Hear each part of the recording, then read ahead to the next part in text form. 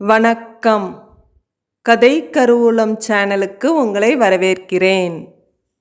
இன்னைக்கு நாம கேட்க போற கதையின் தலைப்பு நாவு எனும் ஆயுதம். இப்போ கதை எப்படி இருக்குதுன்னு கேட்கலாம் வாங்க. குரு ஒருவருக்கு பேரழகியான ஒரு மகள் இருந்தாள். அதனால் அவளை திருமணம் முடிக்க பலர் போட்டி போட்டனர். அவர் தன் மகளை மணம் முடிக்க போட்டி போட்டவர்களிடம், நான் 2 கேள்விகள் கேட்பேன். அதற்கு சரியான பதில் சொல்பவர்க்கே எனது மகள் என்று சொன்னார். மறுநாள் போட்டியாளர்கள் அனைவரும் குரு வீட்டில் கூடியிருந்தனர். குரு அவர்களை பார்த்து, உலகிலே இனிமையான ஒரு பொருளை கொண்டு வாருங்கள் என்று சொன்னார். மறுநாள் எல்லோரும் ஆளுக்கொரு பொருளை கொண்டு வந்தனர். ஒருவன் தேனை கொண்டு வந்தான், இன்னொருவன் கரும்பை கொண்டு வந்தான். இப்படி ஒவ்வொருவரும் ஒவ்வொரு இனிமையான பொருளை கொண்டு வந்திருந்தனர். வரிசையில் கடைசியாக குருவின் ஒரு ஏழை சிஷ்யனும் நின்றிருந்தான்.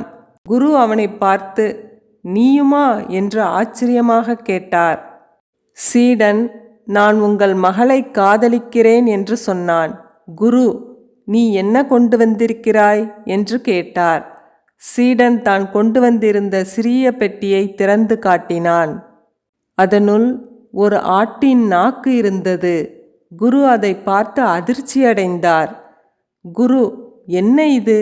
எதற்காக இதை கொண்டு வந்தாய் என்று கேட்டார். சீடன், குருவே, நீங்கள் உலகிலேயே இனிமையான பொருள் கொண்டு வரச் சொன்னீர்கள். நாவை விட உலகில் சிறந்த பொருள் வேறு ஏது? மனிதனுடைய நாவை கொண்டு வர முடியவில்லை. அதனால்தான் குறியீடாக ஆட்டின் நாவை கொண்டு வந்தேன். நாவில் இருந்துதான் இனிமையான சொற்கள் வருகின்றன. அதை சோகத்தில் இருப்பவன் கேட்டால் சந்தோஷம் அடைகிறான், நோயாளி கேட்டால் குணமடைகிறான் என்றான். குரு, இதில் நீ வெற்றி அடைந்தாய், வாழ்த்துக்கள் என்று சொன்னார். சீடன் அடுத்த கேள்வி என்ன என்று கேட்டான். குரு, உலகிலேயே கசப்பான ஒரு பொருளை கொண்டு வா என்று சொன்னார்.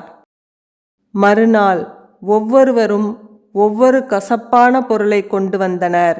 ஒருவன் வேப்பங்காயை கொண்டு வந்தான், இன்னொருவன் எட்டிக்காயை கொண்டு வந்தான். கடைசியாக சீடன் வந்தான். அவன் கையில் அதே பெட்டி. அவன் அதை திறந்து காட்டினான். அதே ஆட்டின் நாக்கு. குரு, என்ன விளையாடுகிறாயா? இனிமையான பொருளை கேட்டேன், நாவை கொண்டு வந்தாய். கசப்பான பொருளை கேட்டதற்கும் நாவை கொண்டு வந்திருக்கிறாயே, என்ன அர்த்தம் என்று கோபமாக கேட்டார். சீடன், தீய சொற்களை பேசும் நாவை போல கசப்பான பொருள் உலகில் உண்டா? அதிலிருந்து வரும் சொற்களை கேட்டால் மகிழ்ச்சியாய் இருப்பவனும் துயரம் கொள்கிறான், நட்பாக இருப்பவனும் பகையாக மாறுகிறான். எனவே நாவுதான் உலகிலேயே கசப்பான பொருள் என்று சொன்னான். சீடனின் அறிவை கண்டு வியந்த குரு தன் மகளை அவனுக்கே மணம் முடித்து கொடுத்தார். நாவு ஒரு அற்புத பொருள். நாம் பேசும் வார்த்தைகளால் மற்றவர்கள் மதிப்பில் நம்மை ஏற்றியும் விடும், இறக்கியும் விடும். ஆகவே நாவு என்னும் ஆயுதத்தை கவனமாக பயன்படுத்துவோம். இந்த கதை உங்களுக்கு பிடிச்சிருந்ததுன்னா லைக் பண்ணுங்க, கமெண்ட் பண்ணுங்க.